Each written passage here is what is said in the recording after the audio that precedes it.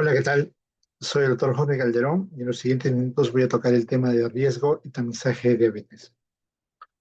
Estos son mis conflictos de interés y en los siguientes minutos vamos a tocar datos sobre la diabetes en el Perú, en el mundo, quiénes tienen más riesgo de diabetes, cómo hacer el tamizaje de diabetes y cuáles serían nuestras conclusiones.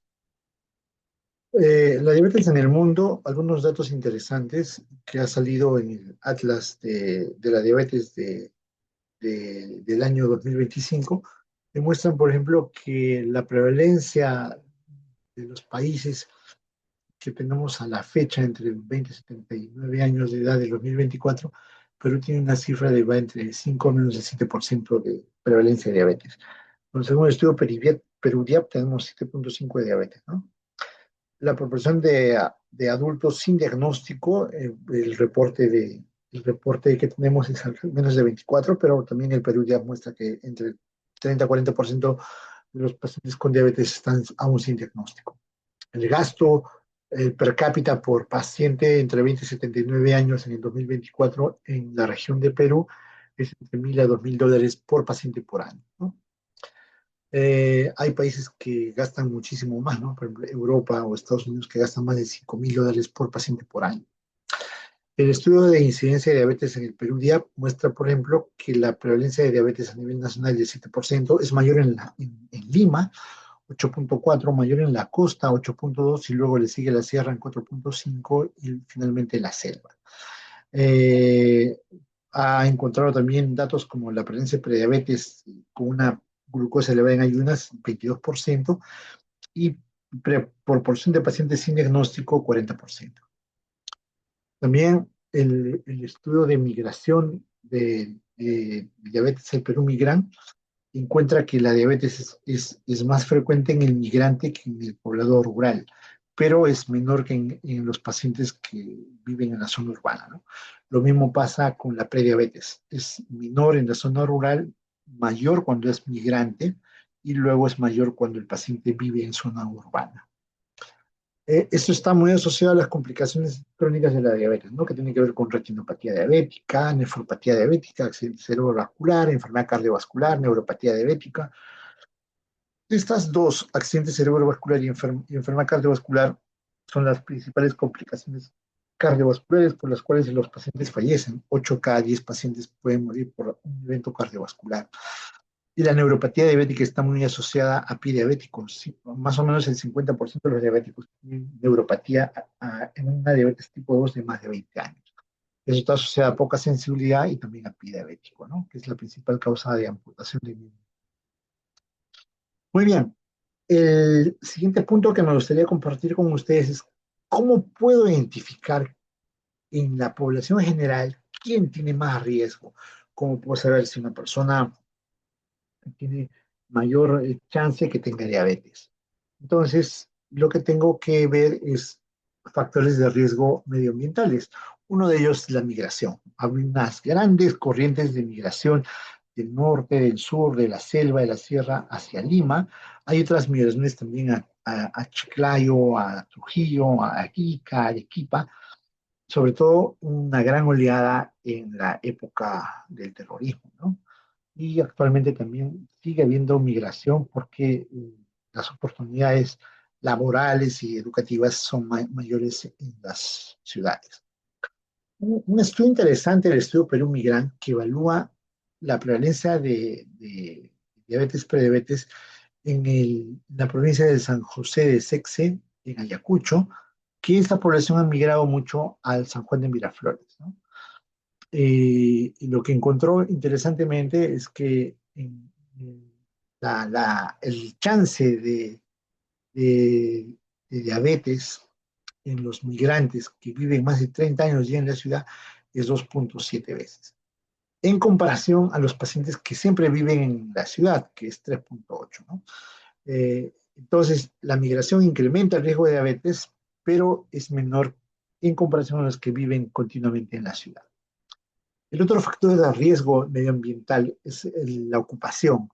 Pasamos nuestros alimentos, el transporte, al trabajo, a la educación, el trabajo en sí, el trato los alimentos, el ocio, la distracción, todo el tiempo paramos sentados. Si uno acumula más de 10 horas sentado, es totalmente sedentario, ¿no?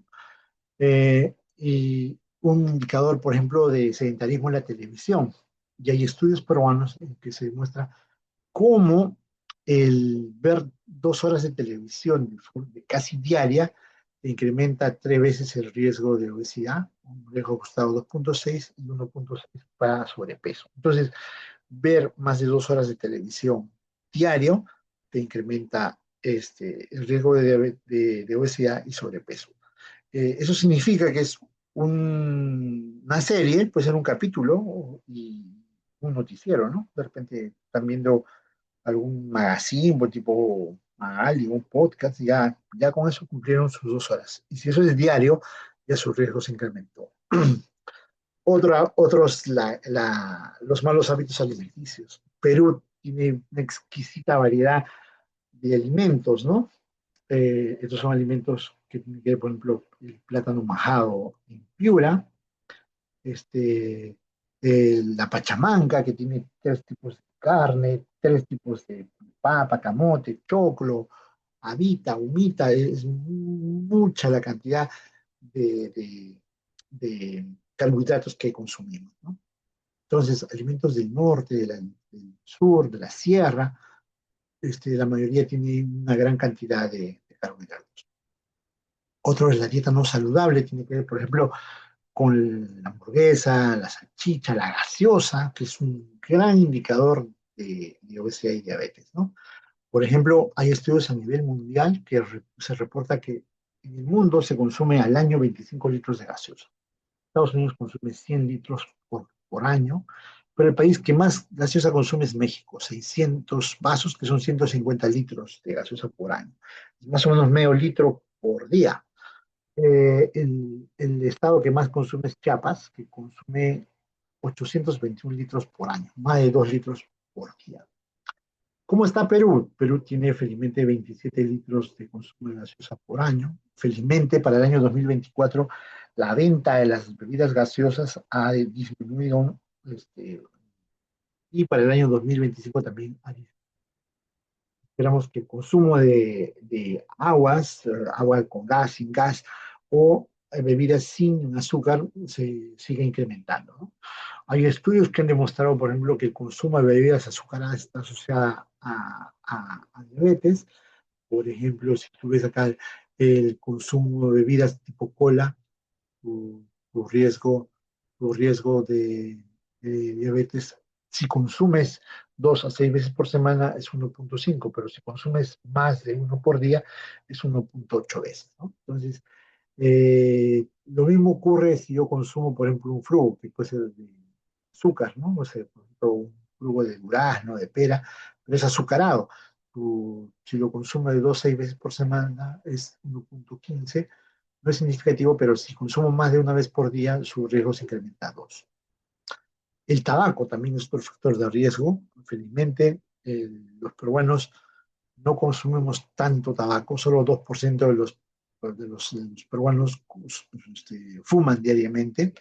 Al 12% de los peruanos de 15 más años de edad consumen cigarros en 30 días. El promedio de inicio del cigarro es 23 años. Hay diferentes estudios, metaanálisis que han demostrado que el cigarro incrementa discretamente el riesgo de diabetes, como lo podemos ver aquí, ¿no? Otros factores de riesgo son los factores hereditarios, por ejemplo, el antecedente familiar de diabetes, mamá, papá, hermano, los relacionados a la persona, la hiperglicemia intermedia entre 100 y 125, el síndrome metabólico, el sobrepeso, la obesidad abdominal, la etnia, sobre todo la etnia latina, la africana, la afrodescendiente también, la edad mayor de 40 años, la dislipidemia, como la presencia de hipertrigliceridemia o la hipertensión arterial, también son factores de riesgo para diabetes. Algunas palabras sobre historia familiar. Fíjense, en el estudio de Framingham Offspring Study, el riesgo de diabetes se incrementa a 3,4 cuando tu mamá es diabética. Y si solamente tu papá es diabético, tu riesgo se incrementa en 3,5 veces. Pero si mamá y papá son diabéticos, tu riesgo se incrementa a 6,1. Valores similares hay si es que para que tengas tolerancia alterada, puede ser entre dos veces más riesgo o 5 puntos más veces de riesgo para que tengas prediabetes, ¿no? Datos sobre sobrepeso, obesidad, hipertensión arterial o síndrome metabólico los tenemos dependiendo del criterio de síndrome metabólico que se use.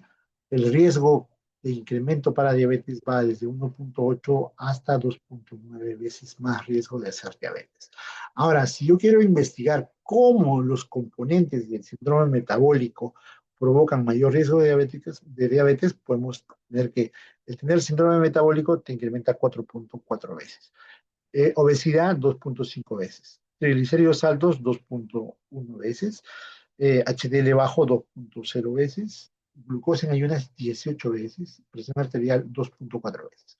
Entonces, de todos los factores que van a formar el síndrome metabólico, la glucosa en ayunas y tener el síndrome metabólico son las dos principales variables que te predicen mayor riesgo de diabetes. Entonces, glucosa alta y síndrome metabólico. Algunos otros factores tienen que ver con la historia de enfermedad cardiovascular, principalmente insuficiencia cardíaca, infarto miocardio, o el antecedente de diabetes gestacional, el antecedente hijo macrosómico o el antecedente bajo peso al nacer y prematuro. En relación a insuficiencia cardíaca, fíjense, mientras más severa es la insuficiencia cardíaca, la incidencia de diabetes es mayor. Si uno tiene, por ejemplo, insuficiencia cardíaca clase funcional 3, la incidencia acumulada llega a más del 25%. Eh, Cuestiones sobre el embarazo, lo que se ha encontrado, por ejemplo, en un seguimiento a más de 10 años, es que los pacientes que tienen diabetes gestacional, el 16% ya hacen diabetes tipo 2, en comparación a las mujeres que no han tenido diabetes tipo 2 de 1,9%, ¿no? También podemos ver otras variables de riesgo como asociadas a la persona, como la presencia de acantosis nigricans, acrocordones, síndrome ovario poliquístico, condiciones clínicas como esteatosis hepática, síndrome de apnea del sueño o hiperuricemia. Y otros factores de riesgo como este, bajo nivel de instrucción disminuido. Quizá la variable clínica más rápida, económica, que está a la mano en nuestro medio, y sobre todo en el primer nivel de atención, es la acantosis nigricans. La acantosis nigricans es una alteración cutánea donde hay placas hiperpigmentadas, aterciopeladas, simétricas y escamosas que están en la parte posterior del cuello, cuando es moderado, puede llegar a la cara lateral y si es severo llega a la cara anterior. No solamente está en el cuello, sino en la ingle y la axila. Es un hallazgo asociado a hiperinsulinemia, a obesidad y a diabetes. Entonces, este es un caso moderado que está en la cara lateral del cuello, que está hasta la axila e incluso en el dorso de las manos. Se ha encontrado que los pacientes que tienen eh, prediabetes pueden tener 44% de acantosis nigricans y los diabéticos 14% de acantosis. Ahora, si yo evalúo cuál es el riesgo de que el paciente tenga diabetes con la presencia de acantosis nigricans, el riesgo ajustado es 3,3 veces mayor. Eh, eh, o sea, si yo tengo un paciente adulto mayor de 18 años que tenga acantosis nigricans, tiene 3,4 veces más de ser diabetes que uno que no tiene acantosis. Ahora, el ovario poliquístico también ha demostrado que los pacientes que tienen, mujeres que tienen síndrome de ovario poliquístico, tienen 3 veces más chance de hacer diabetes, ¿no? Ya sea estudios transversales, ya sean estudios de cohorte, todos han mostrado que el chance para hacer diabetes se incrementa en forma significativa. Muy bien, ese es el perfil, digamos, de riesgo de cuáles son los factores que pueden estar afectando a los adultos para que puedan tener diabetes. Pero ¿cómo los busco? ¿Cómo voy a identificar quién puede tener diabetes? Recuerden que el diagnóstico de la diabetes es la punta del iceberg. Más o menos hay 4 o 7 años de retraso en el diagnóstico a nivel mundial. ¿Por qué? Porque la diabetes es una enfermedad silenciosa, de un periodo de hiperglicemia que es asintomática, no es detectada, y en ese periodo puede haber complicaciones como retinopatía o neuropatía. ¿Qué porcentaje de los pacientes en países de, de medianos recursos y bajos recursos como en Perú tienen todavía pacientes diabéticos sin diagnosticar, que están en la calle trabajando, celebrando el Día de la Madre, el Día del Padre, fiestas patrias, su cumpleaños, este, 30-40%. El Perú ya muestra que 40% de los diabéticos no tienen todavía su diagnóstico realizado. Recuerden que la diabetes es una epidemia silenciosa, ¿no? Que hay tiempo de 4 o 7 años sin diagnóstico. En Estados Unidos, por ejemplo, 34% de la población tiene prediabetes, 50% de los pacientes detectados por tamizaje ya tienen una complicación microvascular, 21% de los casos de diabetes todavía no están diagnosticados en Estados Unidos, que tienen acceso a todos los seguros, ¿no? Y el gasto allí es de 1.3 billones de dólares, ¿no? Para el tamizaje hay cifras estándar. El 40 es de hay que empezar a los 40 años, el 3 es que debo hacer pruebas de primera línea, este, como glucosa o hemoglobina glicosilada, y la frecuencia para hacerlo es cada 3 años. Hay excepciones al 3 porque si es que tengo obesidad, si tiene diabetes gestacional, si tiene un score de riesgo mayor de 33%, debo hacerlos de forma anual y rutinaria. ¿Por qué? Porque hay una etapa de prediabetes donde el espectro de riesgo se incrementa.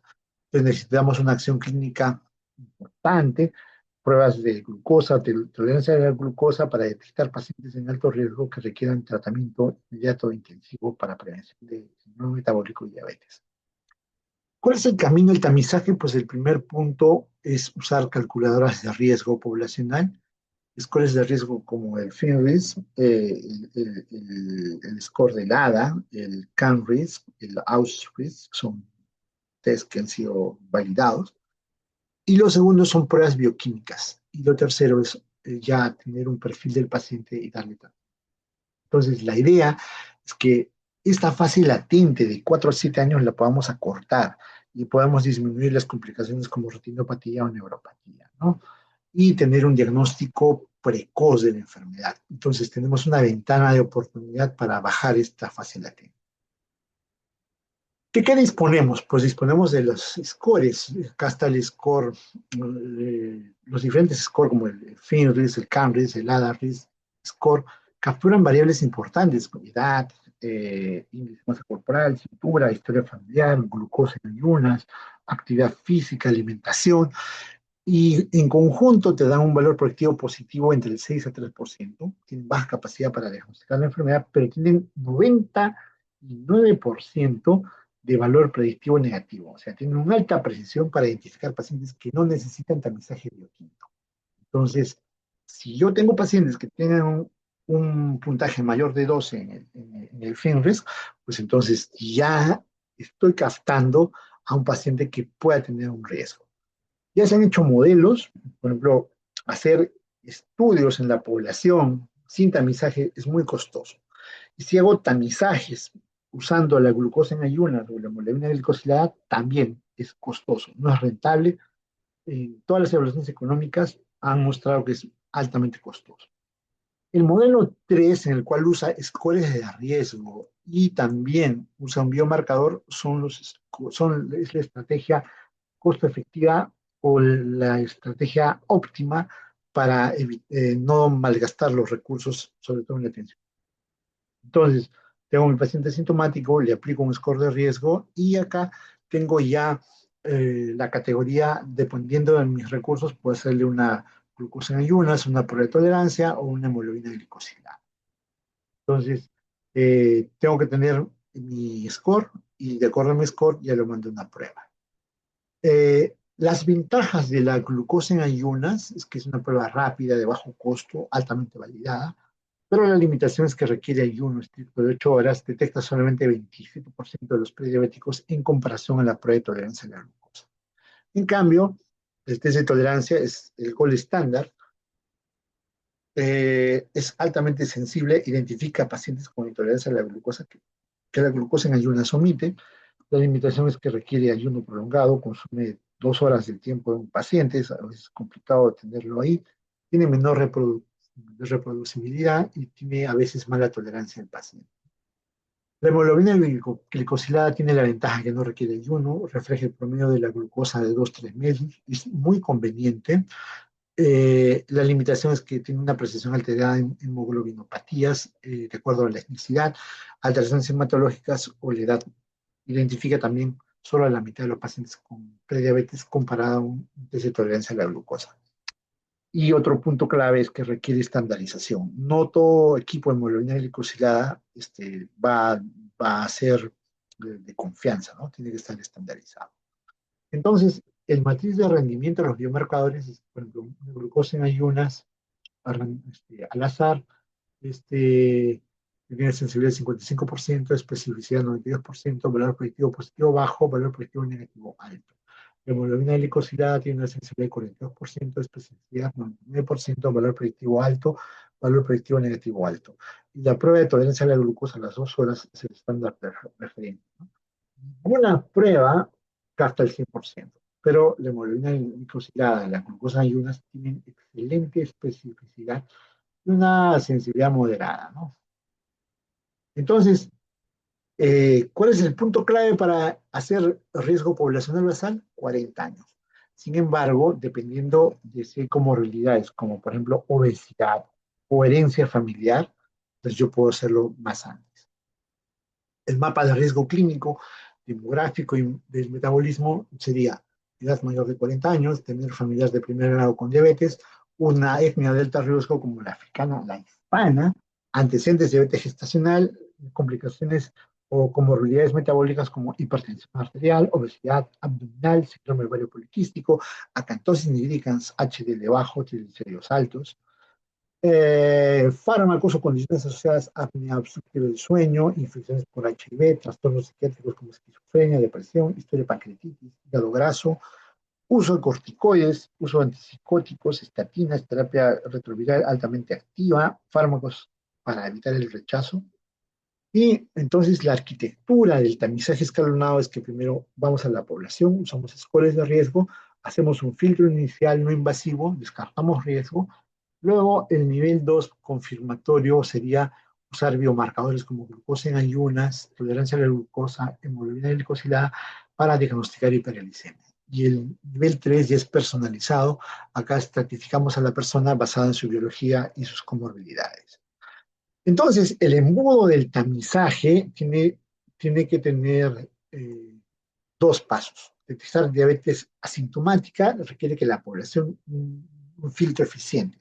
El primer paso es una estratificación del riesgo que sea no invasivo, usando cuestionarios y modelos de riesgo como el FINRIS, el ADA-RIS, el CAN-RIS, el AUS-RIS, ¿no?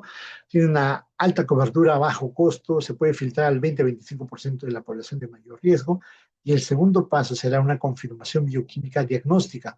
Acá tenemos la glucosa en ayunas, la hemoglobina glicosilada, la tolerancia a la glucosa. Acá el objetivo es tener una alta precisión, se debe excluir la diabetes no diagnosticada e identificar a los pacientes con diabetes. Y el paso 3 es la intervención clínica para hacer una prevención y tratamiento farmacológico y de estilos de vida para evitar la diabetes. Entonces, las herramientas de evaluación de riesgo son puntajes clínicos que usa el FINRIS, el ADA-RIS, el AUS-RIS, el CAN-RIS, que son altamente rentables, tienen ventajas como son eficientes, permiten evaluar factores predictivos como edad, índice de masa corporal, antecedentes familiares, actividad física, y se puede utilizar en cualquier parte, en salas de esperas, un aplicativo, tiene un impacto económico importante porque reducen drásticamente la cantidad de pruebas de sangre innecesarias. Barreras de implementación, solo hay una fracción de las 65 herramientas globales que se utilizan en la práctica debido a que hay fricción profesional, hay falta de tiempo en la consulta, los modelos de reembolso inadecuados, hay resistencia del paciente porque hay miedo a la complejidad de la prueba y ansiedad sobre sus posibles diagnósticos y costos. Es una prueba muy fácil de aplicar, en 3 minutos tenemos resultados. Entonces, el equilibrio económico no es que podamos hacer un tamizaje universal a todos los pacientes, ¿no? Hay estudios como como que han hecho esa prueba y el estudio, hay un estudio australiano que ha hecho tamizaje universal a toda la población y se ha gastado 1.000 millones de australes. Es, es un, es una prueba inviable para eh, la mayoría de los países, ¿no? Entonces, tampoco ha demostrado que sea muy costo, ¿no? Ha demostrado que no es costo efectivo hacer este tipo de intervenciones. Pero si se hace un cuestionario más hemoglobina glicosilada, el costo de tamizaje eh, tres- de 1.000 millones de australes baja a 213 millones de australes. Entonces, el uso de un cuestionario de riesgo previo, seguido de una prueba como hemoglobina glicosilada, reduce el gasto a 80%, ¿no? Ahora, si yo uso, en vez de hemoglobina glicosilada, uso glucosa en ayunas, el gasto se disminuye muchísimo más. Entonces, eso sería más conveniente para nuestra realidad en Perú, ¿no? Entonces, las evaluaciones económicas globales en metaanálisis, han demostrado que el estudio costo efectivo alto son puntajes de riesgo más biomarcador único, que puede ser glucosa o hemoglobina glicosilada. Luego, el otro punto es que tiene que ser tamizaje dirigido, sobre todo adultos mayores de 40 años o poblaciones con obesidad. Y luego se hace una expansión en lugares de tamizaje, como por ejemplo clínicas comunitarias. No es costo efectivo tamizar a toda la población con un biomarcador. No, es mucho gasto. Las guías clínicas dicen a quiénes voy a tratar. El ANA dice que trate a los mayores de 45 años, pero puedo hacerlo a menores de edad, a menores de esa edad, menores de 45, si es que tienen obesidad, si es que son sedentarios, tienen factores de riesgo adicional como diabetes gestacional, y la frecuencia para el tamizaje es cada 3 años, y si el paciente ya tiene prediabetes es cada año. Es un enfoque sensible, captura casos, pero hay otros criterios como por ejemplo, puedo hacerlo entre 40 y 70 años, puedo expandir mi criterio si es que son hispanos o obesos, son enfoques específicos, costo eficaces, ¿no? La Sociedad Americana de Endocrinología dice tamizar a los que tengan 40 a 75 años y evaluar los 5 componentes del síndrome metabólico. Entonces, las herramientas clínicas para enfoque de riesgo es que tengo que hacer una evaluación anual de riesgo, evaluar el riesgo de diabetes tipo 2 basándome en criterios clínicos y demográficos del paciente. Pues le aplico el FINRIS, el CANRIS, el ADA-RISC, y el cuestionario me va a predecir el riesgo para diabetes. Y tengo que tener una consideración clínica.